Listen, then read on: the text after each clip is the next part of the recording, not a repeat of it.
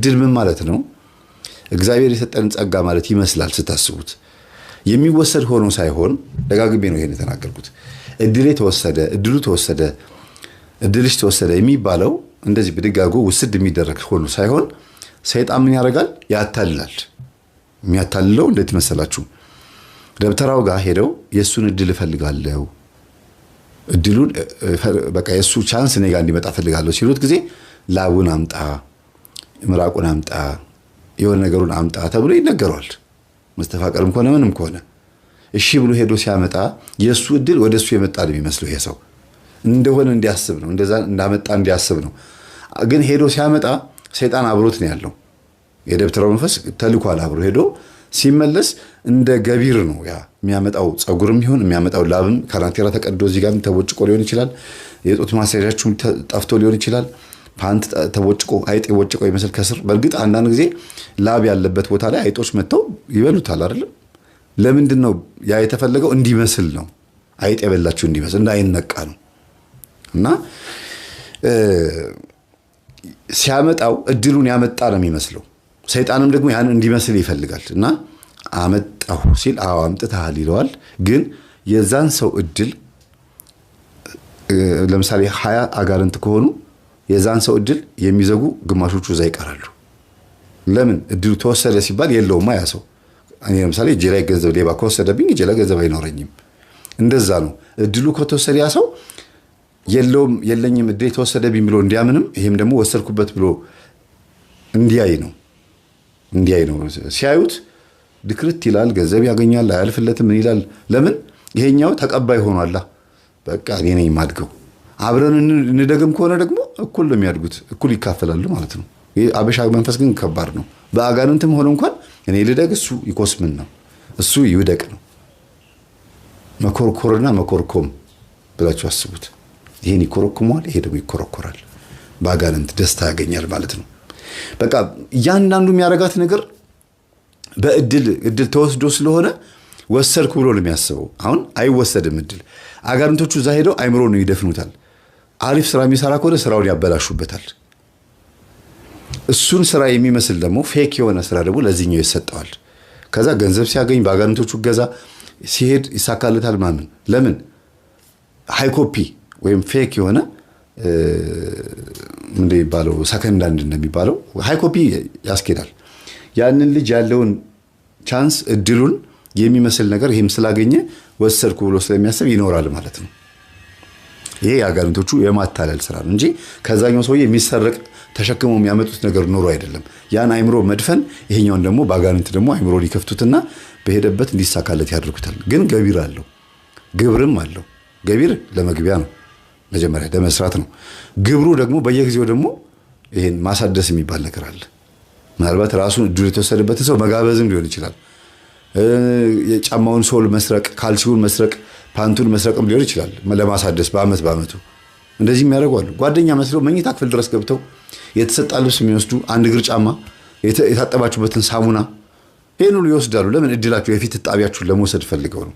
ገላሽን ልጠብሽ፣ ገላህን ልጠብህ፣ ወይ ደግሞ ካስቲህን ቲሸርት ይሆናል። እስቲ ይውልና እንዲያውም አንድ ጊዜ አንድ ጓደኛዬ ምን አለኝ፣ ስለ እድል ስታወራ አለኝ በጣም በቃ ተጠራጠርኩ አለ። ጸበል ሲገባ እውነቱን አወቀ። ጓደኛው ቲሸርት አመጣለት። እስቲ ሞክረው ይሄን ቲሸርት በእናትህ እኔ ጠበበኝ አለውና እንደማይሆነው ያውቃል። በጣም ብዙ መንገድ ካስኬደው በኋላ ላብ ከወጣው በኋላ ማለት ነው። አስቡት። ቲሸርቱን አስለበሰውና አይ የጠበበህ ይመስለኛል፣ ለማንኛውም አርገውና እስቲ ፎቶ እነሳበትና ተመልሰዋለህ፣ ችግር የለውም ሌላ ቀይርልሃለሁ፣ ቁጥርህን ስላላወቅኩት ነው ይለዋል። እሺ ብሎ ደግሞ የዋህ ነው። አብረው ሄዱ። ላብ እንዳላበው ነበር ካነት ግን አልቦኛ ሲል ችግር የለውም ምን መልሰው ልብስ ነው አለው። ለበሰ። ከነ ላቡ አምጥቶ ለደብተራው እንካ ብሎ ሰጠው። ሙሉ በሙሉ ነው የተዘረፈው። ሙሉ በሙሉ ሞልድ የሚሰራ ሰው ነው። የሻማና የምናምን የጅብሰም ምናምን ሞልዶች የሚሰራ ሰው ነው። ሞልድ ታውቃላችሁ? ቅርጽ ማውጫ ሙሉ በሙሉ ተወሰደበት ማለት ይሄ ሰው በቃ ብቻውን ዜሮ ቀራ። ዜሮ። አንዳንዴ እንካፈል የሚባል ነገር ማለት ለነገሩ ሰይጣን እንዴት አድርጎ የሚካፈለው እና በዚህ ልክ ሰው እድሉ ይወሰዳልና ተወሰደ ሲባል አማርኛው አፋችን ላይ ወሰደ የሚለው ነገር ነው እንጂ ያለው ተደፍኖበት ተከፈተ ነው። እዚህ ጋር ይደፈናል፣ እዚህ ጋር ይከፈታል ማለት ነው። አጋንንቶቹ ያዩዋል፣ መጀመሪያ ይኮርጃሉ። ቻይና ለምሳሌ ትኮርጃለች አይደል? አንዳንድ እቃዎችን ታይና ከዛ በኋላ ሄዳ በራሷ ለህዝቡ ለአፍሪካ ህዝብ በሚመጥን ለአውሮፓ በሚመጥን ሃይኮፒ ትሰራለች። ለምሳሌ ይሄ ሃይኮፒ ቢሆን የስልክ ቻይና ነች፣ ከቻይና ውጭ ሌላ ሊሰራ አይችልም ብላችሁ ነው የምታስቡት። አጋንንትም እንደዛ ናቸው። ያያሉ ልጁ እንዴት እንደሚገባ እንደሚወጣ ምን እንደሚያገኝ ትርፉ መኪና የያዘው ነገር ያያሉ። ይሄንን ነው ራሱ የምፈልገው ካለ ይመጡና ያንን ያስረክባሉ ማለት ነው። ያንን ሰውዬ ደግሞ ይዘጋጉበታል። መኪናው እንዲበላሽ፣ ክስ እንዲበዛበት፣ ከሚስቱ እንዲጣላ፣ እንዲናደድ፣ እንዲበሳጭ፣ ቀስ በቀስ ትዳሩ እንዲመነምን እየተደረገ ይሄዳል ማለት ነው። ይሄ ነው እድል እንጂ እንደዚህ የሚዘዋወር ነገር ኖሮ አይደለም ማለት ነው። ስለዚህ ምንድነው የምታደርጉት? እድል መልስ አትሉትም። ጸበል ስትጠመቁ፣ ሱባኤ ስትገቡ፣ ስትሰግዱ ምንድነው ማድረግ ያለባችሁ? መንፈሱን እድል ላይ መልስ አትሉትም። አይመልስማ፣ ከየት አባቱ ይመልሳል? ታሰር ነው የሚባለው። ለምን እድላችሁን አስወሰደ በሚለው ሐሳብ ውስጥ ሳይሆን መረዳት ያለባችሁ እድሌን ዘጋብኝ። በእያንዳንዱ መግቢያ መውጫ ቀዳዳዎች ውስጥ ደንበኞቼን በሙሉ አስቀየመብኝ። አጠቃላይ በህይወቴ ላይ ይሄ መንፈስ መጥቶ አይነ ጥላ ወይም ደግሞ የቢዝነስ ጥላ ሆኖብኛል። ስለዚህ ይሄ መንፈስ ማሰር አለብኝ ብላችሁ ማሰር፣ ታሰር፣ እድሌን መተህ የዘጋህብኝ ታሰር፣ ከመንገድ ዞር በል ብላችሁ መንፈሱን ማሰር ማስወገድ ነው። ወይም ደግሞ ስትጠመቁ ደግሞ ይሄንን ነገር እያሰባችሁ መጠመቅ ነው። ከእግዚአብሔር ጋር ስታወሩ ደግሞ እግዚአብሔር ሆይ እድሌ ተወስዶብኛል ወይም ደግሞ የኔ እድል ተዘግቶብኛል ሳይሆን ተዘግቶብኛል እና እባክህን የዘጋብኝ መንፈስ ያዝልኝና በረከቴ መልስልኝ። አስራት አወጣለሁ፣ ቃል መግባት አለባችሁ። አስራት በኩራት አወጣለሁ፣ መባ ሰጣለሁ፣ ስለቴን እንደዚህ አስገባለሁ ብላችሁ መሳል አለባችሁ። ሱባኤ መግባት አለባችሁ። ከዛ እግዚአብሔር ያንን መንፈስ ይይዘዋል እንጂ ሰይጣን እድል አይሰጣችሁም። ሰይጣን በረከት አይሰጥም። ቢሰጥም የሚወስደውን ነው የሚሰጠው። ከእኔ ጋር የማይሰበስብ በከንቱ ይበትናል ያለው ክርስቶስ። ከእግዚአብሔር ጋር ካልሰበሰብን እንደዛ ነው። እና ታዲያ እድሉ ሲገባብን እያየ ለምን ዝም አለ ከተባለ ህይወታችን፣ የኛ ህይወት፣ የኛ ማንነት ለእግዚአብሔር የማይመች ሆኖ አጫሽ፣ ቃሚ፣ ጨባሽ፣ አጠቃላይ በቃ ዝም ብሎ አለሌ ዱርዬ ከሆነ ሲላክ ይገባል፣ ስራ ሲባል ይሰራል። ለምን? የሚመች ዙፋን አግኝቷል። እምነት ላይ ዜሮ፣ እውቀት ላይ ዜሮ፣ ምግባር ላይ ዜሮ ነን። ዝም ብለን ስዕል ብቻ ማተብ ማንጠልጠል ብቻ፣ መርካቶ ለመርካቶ መዞር፣ ሱቅ መክፈት፣ ስጋ ቤት መክፈት፣ ስቴሽነሪ፣ ህንፃ መሳሪያ፣ ከዛ በኋላ ደግሞ ሆቴል፣ ካፌ ምናምን መስሪያ ቤት መስራት፣ ገንዘብ ማጠራቀም፣ መኪና ገዝቶ ራይድ መስራት፣ ግን ከእግዚአብሔር የራቀ ህይወት። ዝም ብሎ መሮጥ፣ ሰንበትን ሽሮ፣ ቅዳሜና እሑድም ሌሊትም ሰርቶ ሰንበት የሚጸለይበት ቅዳሴ የምንገባበት ቀን ላይ ራሱ አንድ ልጅ በራይድ ቤተክርስቲያን ሌሊት ይዘኸኝ ሂድ አልኩትና ሌሊት ይዞ ይመጣ እና ለምን አታስቀድስ ምናምን እንግባና እናስቀድስ አልኩት። ራይድ ሹፌሩ ማለት ነው። ከዛ አይ ትንሽ ጠቅጠቅ አድርጌ ልስራ፣ ዛሬ ሰንበት ነው እሑድ ነው አልኩት። ሰንበትንም ሽረህ ሰርተህ በረከት አለ አልኩት። አዎ ግን ያው አይበረክትም፣ ግን በቃ ትንሽ በሚቀጥለው ጊዜ በደንብ እናወራለን፣ ስልክን ወስጃለሁ አይደል፣ ምንም ችግር የለውም አለኝና ተለያየን። ከዛ ጠዋት ስልኬን ዘግቻለሁ። ቅዳሴው ካለቀ በኋላ 3 ሰዓት ላይ ቴክስቱን ሳየው ደነገጥኩ። መምህር ላገኝ ይፈልጋለሁ፣ እግዚአብሔር ቀጣኝ። ይህንን የእግዚአብሔርን ጥሪ ረግጬ ስለወጣሁኝ የገጠመኝን ፈተና ብነግርህ በጣም ከባድ ነው። ከባድ ፈተና ነው የገጠመኝ። መኪናዬ ተጎዳች፣ እንጀራዬ ተጎዳ። አሁን ምንድነው ሰርቼ የምበላው አለ። ምንም አልመለስኩም፣ ጸጥ አልኩት። በቃ አሳዘነኝ። አሁን ማዕድ ረግጦ መውጣት እንደማለት፣ እንደዚህ ገበታ እንደመገልበጥ ማለት ነው። እግዚአብሔር ሲናገር አልሰማም ማለት እንደዚህ ነው። አመፀኝነት ይባላል። ስለዚህ ሲላክብን ማንኛውም መንፈስ እድላችንም ሲወሰድ ዝም የሚለው እግዚአብሔር እኛ ዝም ስላልነው ነው።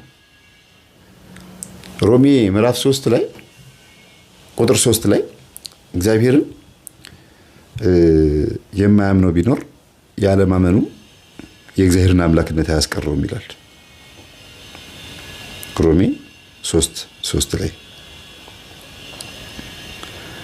የማያምኑ ቢኖሩ አለማመናቸው የእግዚአብሔርን ታማኝነት ያስቀረዋልን? እንግዲህ እንዲህ አይሁን፣ በቃልህ ትጸድቅ ዘንድ ወደ ፍርድ በገባህ ጊዜ ትረታ ዘንድ ተብሎ እንደተጻፈ ሰው ሁሉ ውሸተኛ ከሆነ እግዚአብሔር እውነተኛ ይሁን ይላል። እግዚአብሔር ምን ይሁን? እውነተኛ ይሁን። ሰው ውሸተኛ ከሆነ። ስለዚህ የማያምን ቢኖር አለማመኑ የእግዚአብሔርን አምላክነት አያስቀረውም። እናንተ አላመልክህም ብትሉትም እሱ ሁልጊዜ ፍቅርና ቅዱስ ነው። ስትመጡ አቤት ይላል፣ ስትርቁት ዝም ይላል። ጠብቀኝ እባክህ አድነኝ ስትሉት ደግሞ እሺ ብሎ ይሄ ነው ስራው፣ ባህሪው ነዋ። እንደ ሰው አይደለም። ባለፈው እንደዚህ አላልከኝም ምናምን ብሎ እንደዚህ የሚይዝ አይደለም እግዚአብሔር።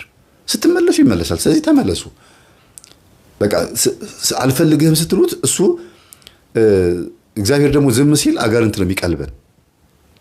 የት ማን ነው ወይ ኒውትራል ማን ወይ ኔጌቲቭ ወይ ፖዚቲቭ ነው እንጂ የሚኖረው ኒውትራል ብሎ ነገር የለም።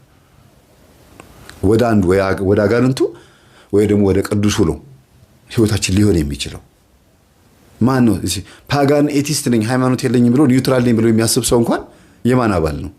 በአፉ ነው እንጂ ኒውትራል ነኝ የሚለው እግዚአብሔርን አላመልክም በማለቱ ሮብና ዓርብ ባለመጾሙ ሃይማኖታዊ ስርዓቶችን ባለመፈጸሙ እንኳን ያጋንንት አባል ነው።